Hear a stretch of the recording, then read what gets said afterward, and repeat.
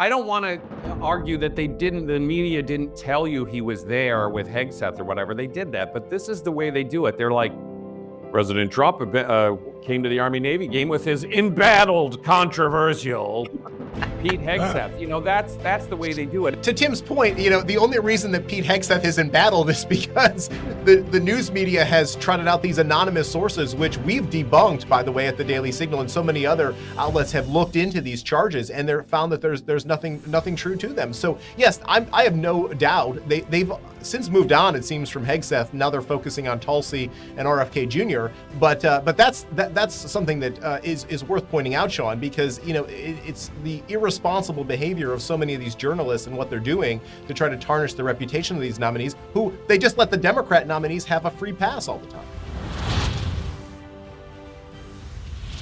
All right, guys, big weekend. Big win for Navy. I'll talk about that in a second. Trump might have been the big winner, though, over the weekend. A lot of business getting done at the Army-Navy game.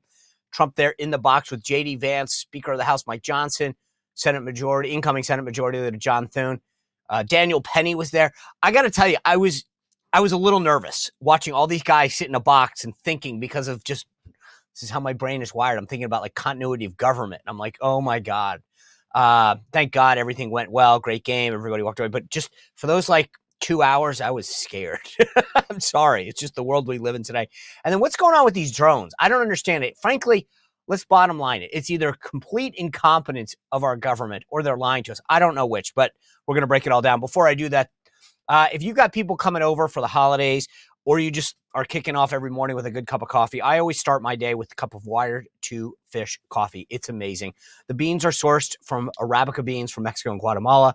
Here's the thing that I love about it. Not only are you getting a good cup of coffee, but it's consistent with our values. They give 25% of their profits to faith-based organizations and clean water initiatives. You don't hear about that in corporate America, do you?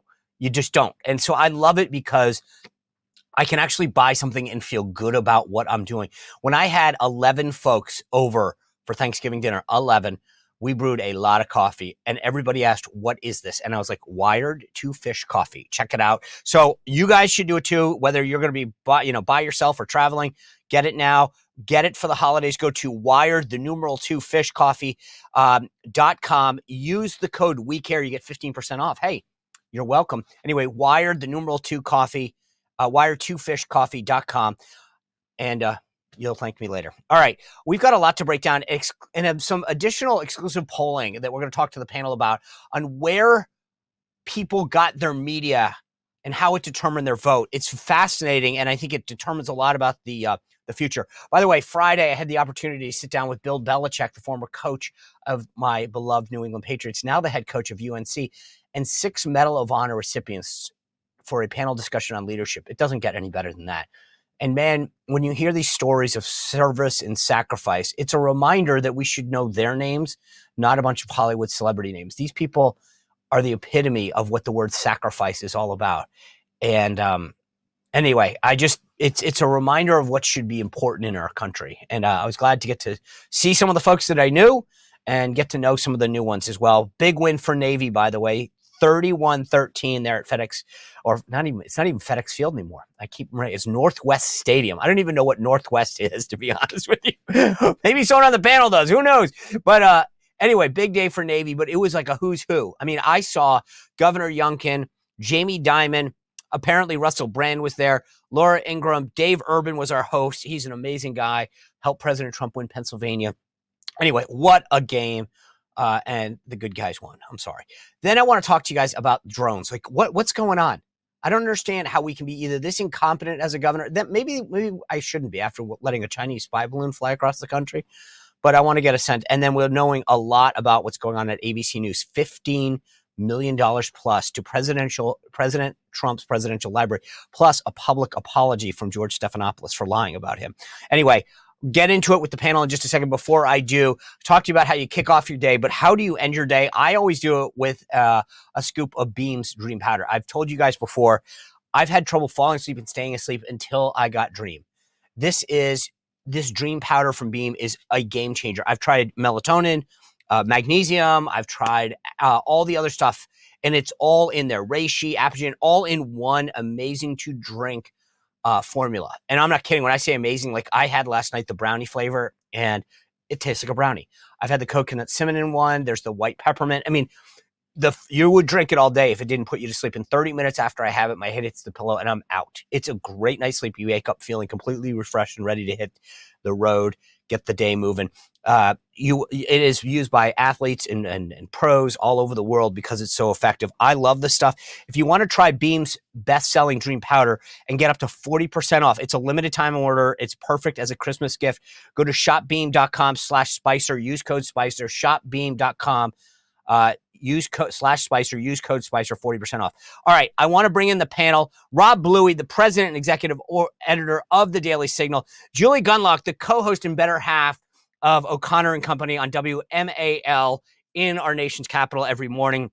She's also a contributor to the National Review and the director of the Independent Women's Forum. I mean, I don't even know when she finds time to come on the show, but she did today. We were graced by our president. And then Tim Graham, he executive editor of Newsbusters, the host of the Newsbusters podcast over there at the great Media Research Center. Guys, good to see you.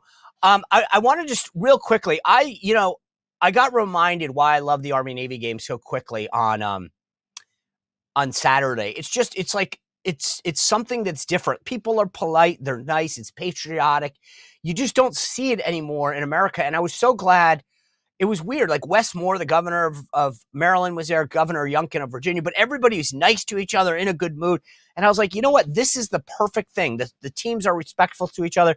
Tim, I just don't think we see enough of this in the media. Well, no, because this is what they're always what do they always say? We can't normalize Trump. we can't have normal politics. And it's funny because they used to be the ones who are like, why can't we have civility?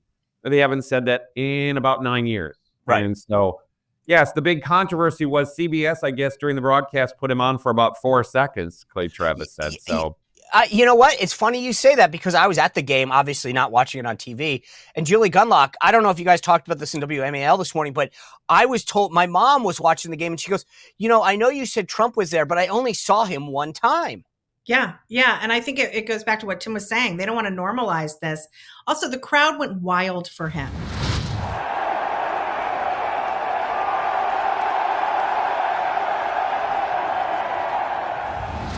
Oh my God. When his motorcade came by, I put this up on Twitter, by the way, if you want to go see it. People, all of a sudden you could tell the motorcycles and he coming in, people were going nuts. And I don't think that they want you to show you that.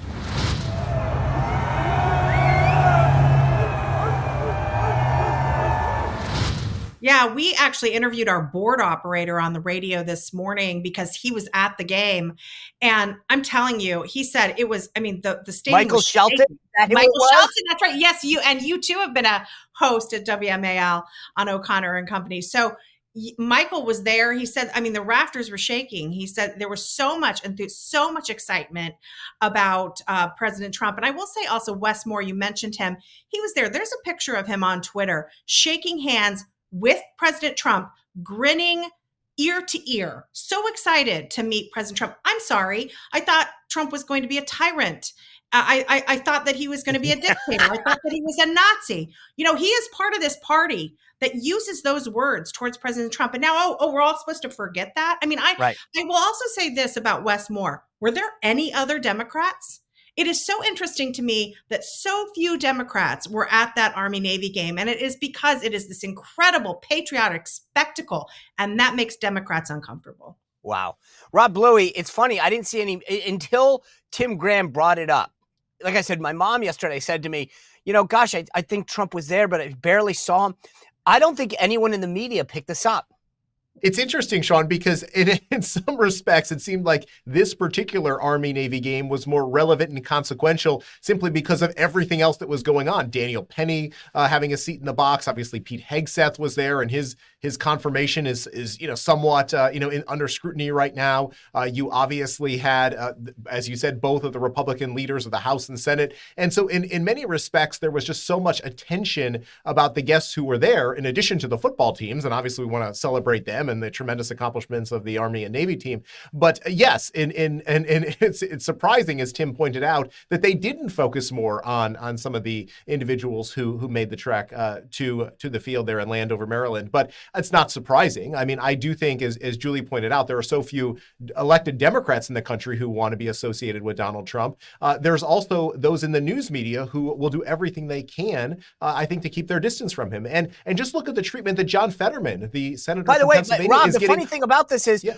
I wasn't paying attention, but apparently at one point during the event, the current Secretary of Defense, Lloyd Austin, went down in the field, and let's just say he wasn't wildly received. And I don't think that CBS wants to show that contrast. Of course they don't. I mean, Lloyd Austin has been one of the most controversial secretaries of defense, not because of anything he's done necessarily in war fighting, because of the politics that he's brought to the Department of Defense. And I'm speaking specifically about the abortion memo that became such a flashpoint with Senator Tommy Tuberville, a former college football coach, we should add. And then obviously all of the other political things when it comes to the woke policies of DEI, transgender. You can just go down the list. It's one of the reasons why Congress voted last week, and the Senate will consider this week, a measure that would ban the military from allowing youth to get transgender surgeries through TRICARE. Sean, if I can just answer, you know who else went down on the field? Ron DeSantis, and he was flooded with cadets and players that were thrilled to see him down there. So that's another interesting contrast. Yeah, it's weird how, this is Tim's wheelhouse, but I literally, this is the point that I sometimes bring to with respect to the media. It's not just what they tell you, it's what they don't. And it's these moments where you're like, if Donald Trump had been booed, they would have covered it all day long. Yeah, I was going to say, I don't want to argue that the media didn't tell you he was there with Hegseth or whatever. They did that, but this is the way they do it. They're like, President Trump came to the Army Navy game with his embattled, controversial Pete Hegseth. That's the way they do it. And then, yes, the CBS Evening News, so the weekend news was basically like, and he came with Daniel Penny, who was acquitted of a fatal chokehold. Yeah. So they covered it, but they didn't do it during the game while it was happening on CBS on the sportscast. And Nicole Killian mentioned it in passing. Oh, he acknowledged the cheering crowd. That's like 8 words. Yeah. Well, to Tim's point, the only reason that Pete Hegseth is embattled is because the news media has trotted out these anonymous sources, which we've debunked, by the way, at the Daily Signal, and so many other outlets have looked into these charges, and they're found that there's nothing true to them. So yes, I have no doubt they've since moved on, it seems, from Hegseth. Now they're focusing on Tulsi and RFK Jr. But that's something that is worth pointing out, Sean, because it's the irresponsible behavior of so many of these journalists and what they're doing to try to tarnish the reputation of these nominees, who they just let the Democrat nominees have a free pass all the time. Yeah, that's the thing. It's the contrast. All right, I want to move from CBS to ABC. I got to be honest with you. When this thing broke, I was like clicking, like, is this a joke? Is this The Onion? ABC News settled a lawsuit with Donald Trump. Now, you remember George Stephanopoulos, the This Week /GMA host, who also was Bill Clinton's spokesman, lied about the charges that Donald Trump was facing, right? I think he said what, Tim, you probably know, he was convicted of rape. Liable for rape. Right, which was not the case, right? So the Trump team sued them. They settled for over $15 million. Now, of course, Trump's not going to take the money. So he said, okay, you have to make a donation of that amount to my presidential library, which is kind of odd considering that, George Stephanopoulos got caught giving donations to Bill Clinton's foundation. Now he has to make it to Trump's library. But they also had to sign a public apology admitting that they were wrong and they lied.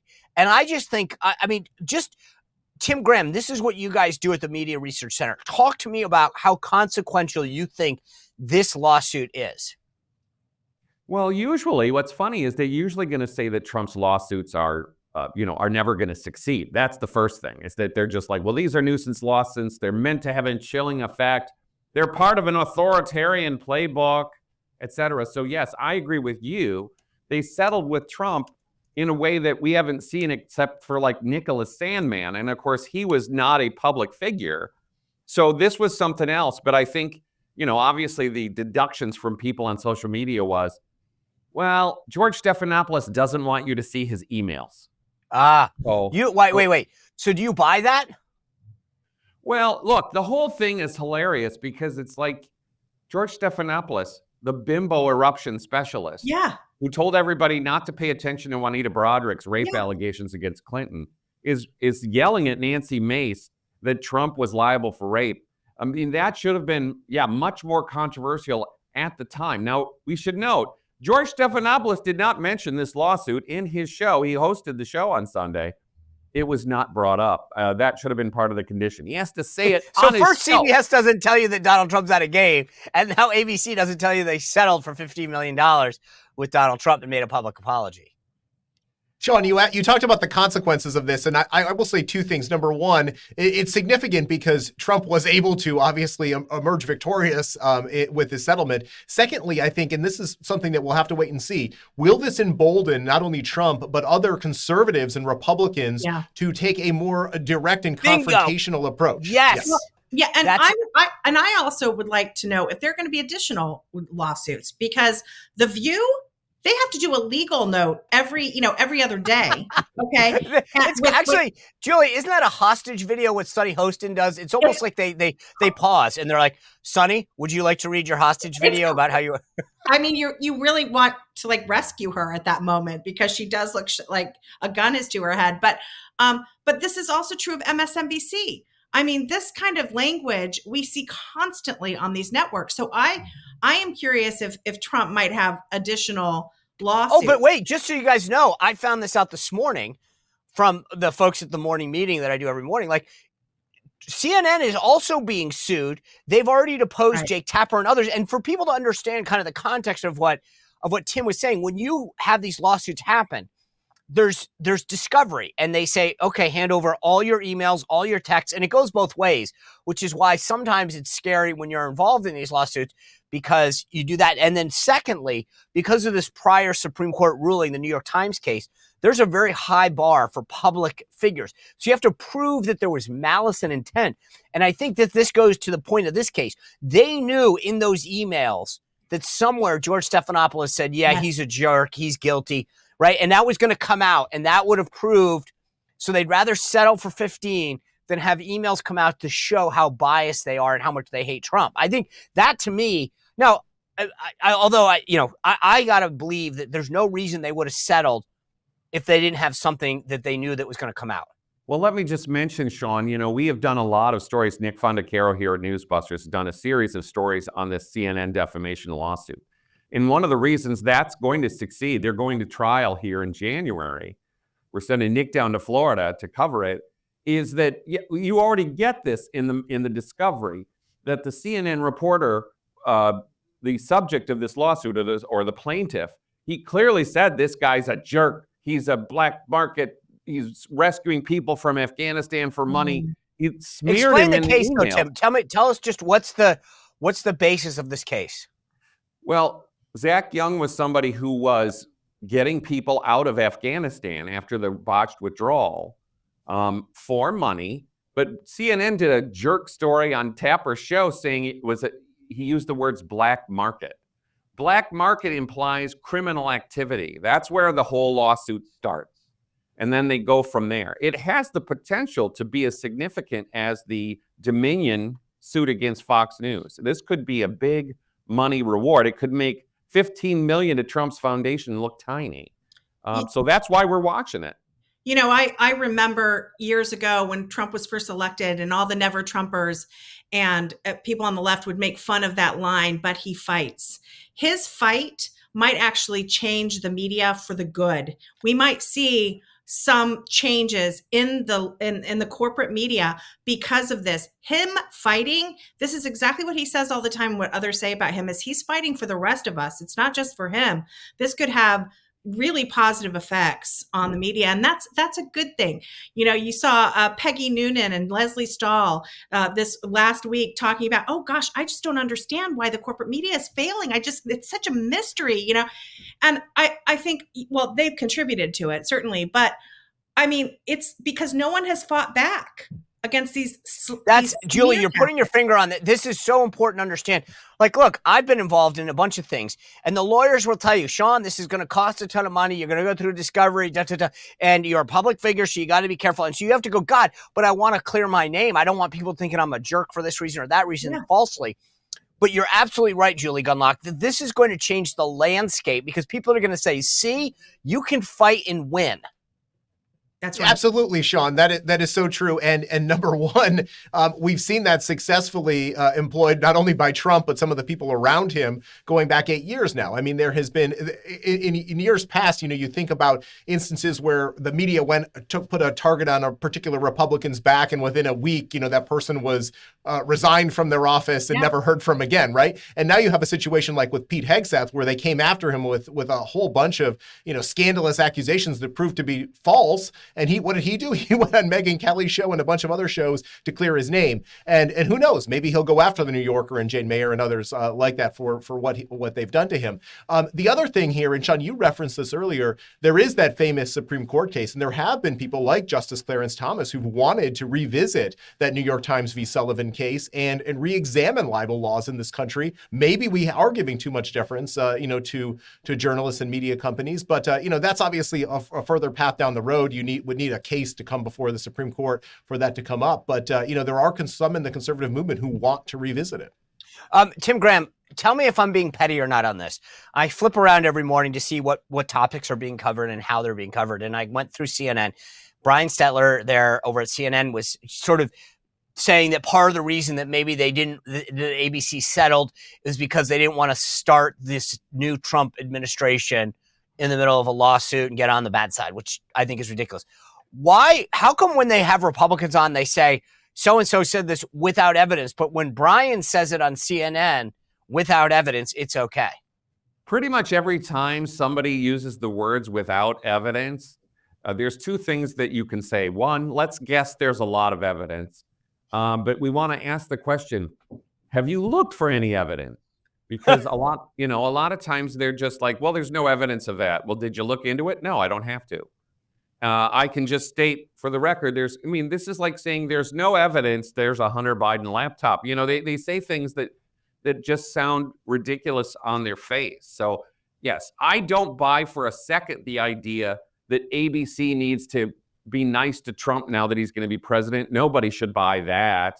And the funniest thing is, yes, everybody can just watch these people on television or on their social media to know, do these guys have a malignant intent in going after Trump?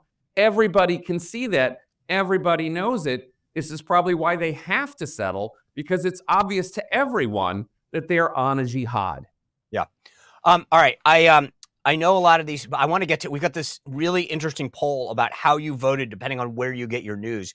I want to break that down with the panel in just a second, but I know many of these stories probably make your blood boil. It's fascinating. I found out the other day that high blood pressure is the number one risk for mortality. I did not know that. In fact, 1 in 2, 50% of us have high blood pressure, but not big pharma, can take control of this. If you're looking to actually get to the root cause instead of just taking a pill, 120 Life comes into play big time. It's a blend of great tasting superfruit juices that can actually help lower your blood pressure. I don't know. I've been taking this now for the last couple of weeks. I think it just tastes great, but it's amazing the health benefit you get for this. It's formulated with ingredients that are shown to naturally help reduce your blood pressure. And here's the kicker. You can try it risk-free with their 2-week trial pack. The other things, they're so sure over there at 120 Life that you can noticeably lower your blood pressure in 2 weeks. They'll give you your money back if it doesn't work. How about that? I mean, you've literally got nothing to lose. So go to 120life.com.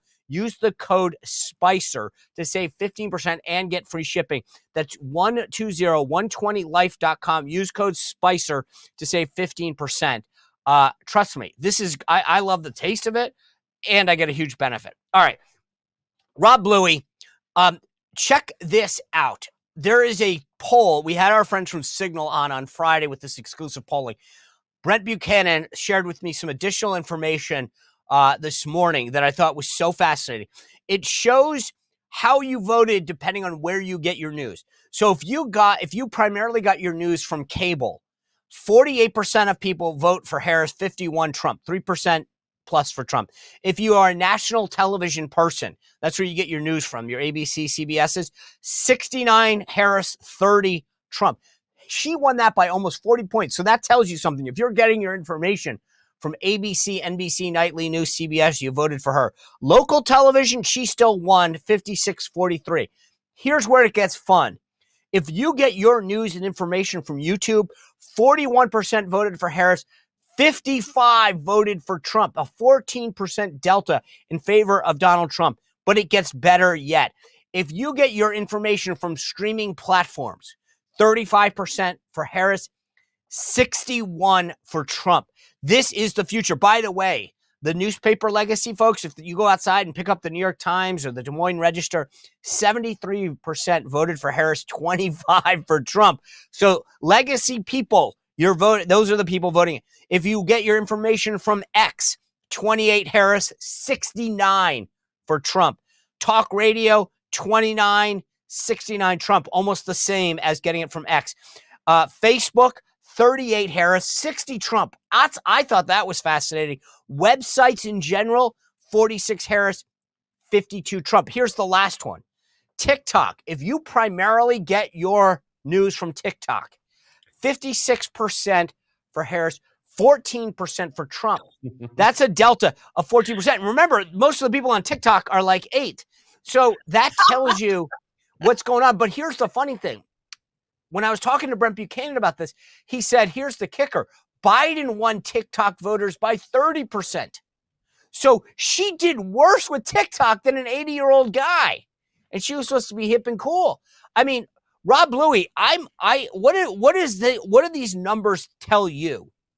Well, Sean, it's fascinating. And you know, I would say that the first reaction I have to some of these numbers is those gatekeepers from those legacy news organizations, whether it be on the national network television or the newspapers that you cited, they want to control everything that you see and hear. The great thing about platforms like YouTube and Facebook streaming, obviously you have the choice as the consumer to look at all sorts of different information. There's not some journalist behind the scene dictating what's on the front page or what's being broadcast on the evening news. You can go to multiple news sources on YouTube, since many of them are all broadcasting there. To your last point about TikTok, I would suggest that it's probably because Trump played a more active role on TikTok in this campaign, and so maybe he was able to narrow some of that gap. I'm no huge fan of TikTok and obviously the CCP control of the algorithms of that app, but you know, it just demonstrates the importance for Republicans and conservatives to have an active presence on these platforms is something that I've advocated for a long time, and why, you know, we at the Daily Signal have said we are really platform agnostic. We don't care if you get your news through our email newsletter, our website, Facebook, YouTube. We want to be an active presence on all of those platforms because we know to the individual consumer, they'll customize their own news experience in this day and age. Julie Gunlock, I mean, I get, like, to me, the takeaway there is if you're a legacy person and you're getting it from cable, learn to code. Yeah, but here's why I think this is important. They're dying. Streaming, YouTube, X, all of those things, Facebook, that's the future of where it's all going. So if you're Democrats, you got to be worried that all of your main sources are not good for your candidates. That's right. Look, Democrats, they've atrophied. They don't even know how to deliver a message because they've always relied on a compliant press to do exactly what they want. And now that sort of relationship is at risk here because, look, the American public and I think people in general always look for the truth. They want the truth, and they want to grapple with these questions. They want to see other people grapple with these questions. And what you get from the corporate media is the exact same message. There are these viral videos showing news anchors saying the exact same thing. It's sort of been fed to them. We are tired of that. We cannot rely on the truth. And honestly, what happened during COVID, that was such a great awakening for the American public. They saw the lies that were delivered by government officials and then without question just sent out to the public by these these media entities that were willing to carry it. I think that what happened during COVID, what happened during the school shutdowns, what happened with George Floyd, these were such incredible moments in American history that have changed the landscape forever. Corporate media is done. We know this. And that is why and it's very interesting what you're seeing, Sean, in these polling numbers. It's really bearing that out. Tim Graham, the thing that's interesting to me, we talked a moment ago about what doesn't get covered. I look at some of these shows, Megyn Kelly, Dan Bongino, you name it, right? Who do very well on YouTube. In fact, get more viewers than a lot of cable stations. And yet no one covers them. Right. And I think this is intentional. Again, this goes back to what Rob Bluey said, which is they want to control what you see, read, and hear in the legacy media. And therefore, they don't even want you to know that these outlets exist. Well, yeah, they love this idea of being the gatekeepers because they love shutting conservatives out of the gate. They're like, well, we're just going to smear you and you're not allowed to defend yourself. That's gatekeeping. I would say we're headed for something different. I think the word we should use for people like CNN and MSNBC, they're the base keepers. Everything they do is about keeping their audience jonesing on the anti-Trump hate. And so they're going to ignore things that they don't like. But yes, if you can look at the MSNBC reaction to ABC settling with Trump, which they made it sound like George Stephanopoulos is kissing Trump's rings, shoes, and butt. I mean, it's kind of hilarious, but this, there's performance in this. And it makes it fun for us to just go look at these guys today. But yes, obviously people can get around the bias by omission, and we just have to make sure we call it out and say this is what they're not covering today. Rob Bluey, you guys, you lead the Daily Signal, right? And let's just pretend Caroline Leavitt, the incoming White House press secretary, calls you up and says, Rob, you guys have been very successful at the Daily Signal. You guys have been a presence in the White House briefing room. What should I do to change things up or adapt to the new world order? What would you suggest to her? Sean, first of all, I think she should take a page from your playbook, where on day one you did not conform to the standards and norms that the Associated Press and some of those other established organizations insisted upon. I believe you told me that from the start you called somebody in the back of the room, the New York Post, as opposed to calling on the AP. You didn't end the briefing when they wanted the briefing ended. So I would continue down that path, but I would try to shake things up perhaps a little bit more. For all of those in the White House Correspondents Association who have tried to remove or exclude other conservative outlets, let's make sure that Caroline Leavitt and Stephen Chung and others demand that they have a presence in the room and maybe an actual seat, so they're not just standing on the sidelines there. Same thing goes when it comes to travel. Make sure that conservative media have a seat on Air Force One and Air Force Two. So when the president is going not only domestically, but overseas, that we're getting a truthful account of what's taking place on the trip. Because as we all know, those pool reports, those reports that are compiled by a single person and sent out to the entire Washington press corps can really drive the narrative about what happens on these trips. And so those are just a couple of examples. All right, so let me ask you a question back, Rob Bluey. So they have these pool reports, right? So the president travels with 13 members of the media. And in order to get in the pool, you have to be willing to pay for the trip. So we're going to North Carolina on Air Force One. The Washington Post will say, great, we'll be the pool reporter today because they have to pay their portion of it.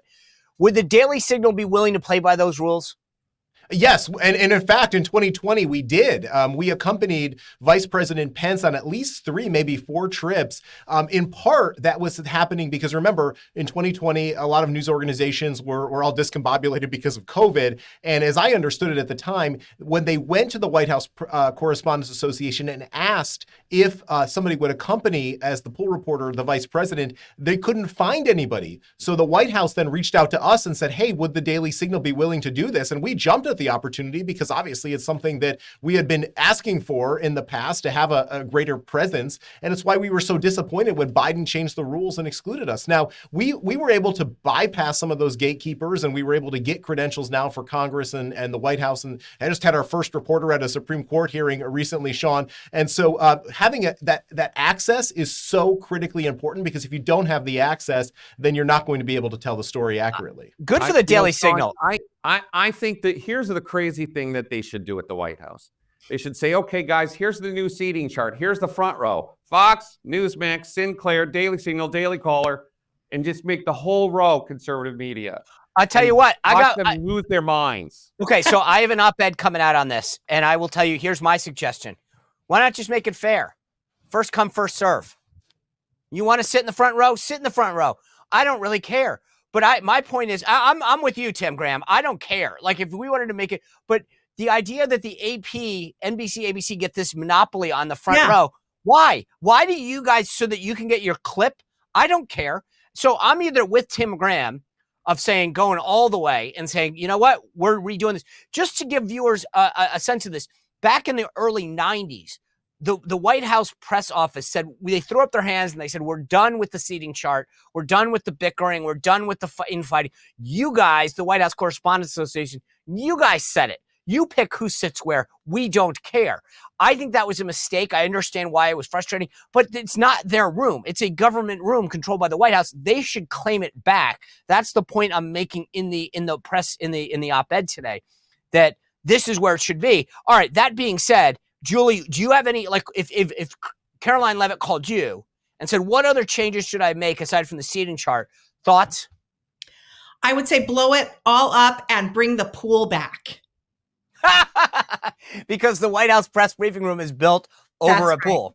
That's right. They would scratch their heads and they say, what do you mean the pool? What Isn't are you that talking about? Yeah. Honestly, I'm a little bit more on the Tim Graham side on this. I really do think that it is important symbolically to do a gesture like this to really shake things up. And I would like to also see alternative media in the room as well. Invite bloggers, invite podcasters, invite people that are not part of that normal sort of White House scene. I think that they should also have more briefings, talk to the media and the public more. Sean, I think Rob's suggestion about taking pages out of your playbook is the way to do it. You shook things up and they need to do that. I mean, Trump won for a reason. He has a mandate. There is no better time to shake things up in the media than right now. So, again, I don't want to play by the rules, and I don't think the American public wants just so you guys understand how bad this gotten under Corinne Jean-Pierre, and Rob Bluey and the folks of the Daily Signal know this better than anybody. When I was press secretary, if you called Julie Gunlock, and I'm not saying like because I know you, but if you called and said, hi, I'm with WMAL, I want to cover the briefing today, pass granted. We never turn down anybody who wanted to cover a briefing, right? You can get a daily pass, a weekly pass, or what we call a hard pass, which means you have permanent access after undergoing a background check. Corinne Jean-Pierre cut 400 people's access, media people that were from independent media that weren't corporate media because they wanted to limit the access to those folks. They made it harder to get a badge. And I think that Caroline Levitt on day one should restore it to what it was traditionally. And it is an untold story because this gets back to what Tim and Rob were saying, where the Washington Post is not going to complain if you limit the number of people in the room as long as they're still in it. Right? That's the dirty secret of this whole thing. Yeah. All right. I want to just, before we move on, because I want to talk drones for a second, but before we do that, I want to just ask you that you look at the statistics that we just went through, right? When YouTube TV came out, whatever it was, 5-10 years ago, it was a cheaper alternative than cable. You could cut the cord, get a lot of the channels for like $30 or $40 or whatever it was. They raised rates $10 a month last week. It is now going to cost you $82.99 a month to get YouTube television. So do any of you guys have it? No. I feel like it's now the same cost. And you don't have the same functionality as you do with cable in terms of flipping around, et cetera, the same way that you do on a cable. I wonder how much they are starting. Once they become the competitor, the same person that they tried to beat, i.e., legacy cable, I don't know how they're going to fare in this world anymore. I've noticed a lot of differences. I was baking a lot of Christmas cookies this weekend. And so I had a streaming channel on and Prime, and there were commercials suddenly. Yeah. Have you noticed this? Yes, of course. During the NFL games, there always is. Oh, it's Yeah. so, but I mean, I was just watching, some sort of British, costume drama. And every 10 minutes, there was a big break. It was like a 2-minute break. That's new, at least for me. I haven't really seen that, but it seems like a lot of these streaming services are, as you just said, they're becoming what they were originally designed not to be. It's very frustrating for consumers. All right, I want to get to drones. Before that, real quick, I want to go around the horn because we're talking about media. RFK is on the Hill this week, okay? And here's something that I thought was interesting, Tim Graham, that came from Axios, which, by the way, I don't want to get sued, so I don't know how often. But when you go to Axios and look at their newsletter, I'm surprised how many times pharma or a pharma, company is the sponsor of the outlet, right? But this is from Axios. Like RFK or not, he and the Make America Healthy Again MAHA movement's focus on chronic disease gets at an ugly truth. America is not as healthy as other countries. Predictions say that will get worse. The U.S. outspends other countries on healthcare by a landslide, but it's not buying us any longer. Healthier lives that people live in other countries enjoy will only become more true over time. By the numbers, America's global rank in life expectancy is projected to drop from 49th in 2022 to 66th in 2050, right? There's almost an acknowledgement by Axios and some other media announcers, like, yeah, he's kind of onto something. Yeah, I mean, but the hot story this morning was RFK's against the polio vaccine. I mean, they're going to treat him as radioactive. And, I will confess, this is one of those areas for me as an American citizen and old conservative. I just have trouble rooting for Kennedys. Me too. But, there is something interesting. I mean, this is an actually really interesting point that you make, Sean, and that is anybody watching a network newscast, if I hear that Jardian song one more time, I'm going to break my TV. You know what I mean? There's so many pharmaceutical ads on the morning shows and the evening shows. There really ought to be a question mark about, how are these people covering big pharma? Rob Bluey, would you ban pharma ads? Oh, that's a tough one. I don't know. I will tell you this. I mean, there could be free speech. Yeah, exactly. There is that debate. I don't like it. I don't like the fact that, Tucker Carlson has talked about this since leaving Fox about how so much of the advertising is controlled by big pharma, and therefore you have executives who may want the actual newscasters to go a little bit easy on their criticism of them. But when it comes to RFK, I think that I actually think this is smart politics on Trump's part. I think he sees potentially a new coalition emerging here of moms, who are concerned about what their kids are eating. The fact that we do have a crisis of health in our country, and if he can get past some of the critics both on the Republican and Democrat side, I really am rooting for him to go to HHS and shake things up, as we hope all of these nominees will do at the other agencies. Because if any agency probably needs radical reform, it's that one. Julie Gunlock, why isn't RFK? I think I have an answer to this, but I want to hear yours. Why isn't a guy, to Tim's point, he's a Kennedy. He's literally he looks like one, he talks like, okay, why are Republicans embracing him so much? Look, they like the message, and ultimately a lot of the MAHA message is self-control, right?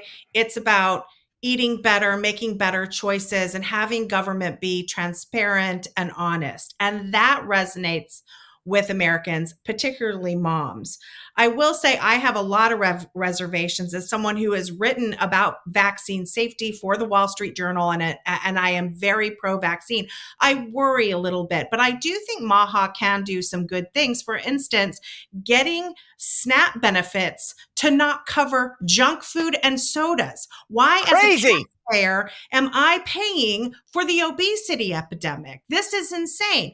The other thing is we have a problem in this country with certain harm reduction, like vaping, which is 95% better than combustible cigarettes. That's something that, and the FDA has been a barrier to the innovation in this particular area of alternatives to combustible cigarettes. I would love it if we could reform that process so that people who are smokers have alternatives. There are a lot of things that MAHA can do that I endorse and approve of. Kennedy makes me a little nervous. I'm a little like Tim in this way, but I do think there's potential. You know, the funny thing is, I listen. Go ahead. I was just going to say that, I don't smoke or vape. I don't drink a lot, but there's something fun about the idea that I can be a rebel for having a cup of Fruit Loops. By the way, I was listening to a podcast this weekend, and the doctor who was on that has done a lot of research into what Julie was talking about and said 10%. And so again, just full disclosure for the lawyers out there. I will give you the podcast, but I can't tell you if it's true or not. His claim was that 10% of Coca-Cola's products come from SNAP benefits, meaning it's poor people using food stamps to buy Coca-Cola products, which are clearly. Let me tell you, the soda companies, they fight against, because a lot of lawmakers have said, we need to stop this. And it's the soda companies that are the ones saying, no. And then they get into all this, it's free choice, and it's paternalistic, and we can't. No, it's my tax money. Yeah. Not your choice. It's my money. You want to take my money, then I get a say in what it gets used for, and at least make the people healthy. All right, before we go, let's just simply go around the horn. These drones that are flying over northern New Jersey, largely over President Trump's property there, and military bases, including Pickaninny Armory. Tim Graham, is this incompetence or lying from the government? Well, their record of incompetence makes you worry about them lying. This, in particular, this Homeland Security Department, who said there is no border crisis, and no China balloon, no drone crisis. Yeah, so yes, I think there's a lot of skepticism. I would say in this case, Sean, the networks have been skeptical because they know the people are skeptical. Right. So. Right. This has gotten more attention than you might have expected. It's up there with the CEO murderer in terms of the kind of story that they're doing on a day-by-day basis. Rob Bluey, quickly, incompetence or lying? I think it's lying, Sean. I mean, with all the technology we have, you can't tell me that the government doesn't know more about this. They're not even acting like they're trying. Julie Gunlock, incompetence or lying? You guys are crazy. It's aliens. It's all aliens. Okay, that's still, they could still be incompetent. They could either not know it is or be lying about it. All right, guys. Great panel discussion this morning. So insightful on how the media and the White House briefing room works. So thank you for that. By the way, guys, huge guests coming this week. RNC Chairman Michael Whatley, Victor Davis Hanson, Mike Davis from the Article 3 Project. I put in my Substack, SeanSpicer.com. Do me a favor, go subscribe right now. Read last week's column. It tells you how to get inauguration tickets. Like I said, I can't get them to you. I can tell you how to get them. It's in SeanSpicer.com. The Friday episode, I'll try to repost it again tomorrow. It's free to sign up. You're always welcome to become a VIP member or gift one to someone. So thanks for being here and kicking off your week for us. I look forward to seeing you back here tomorrow. RNC Chairman Michael Whatley will join us. Have a good night. Thanks for being with us. See you tomorrow. Well, if you enjoyed this content, make sure to like this video, subscribe, and click the notification bell to get more.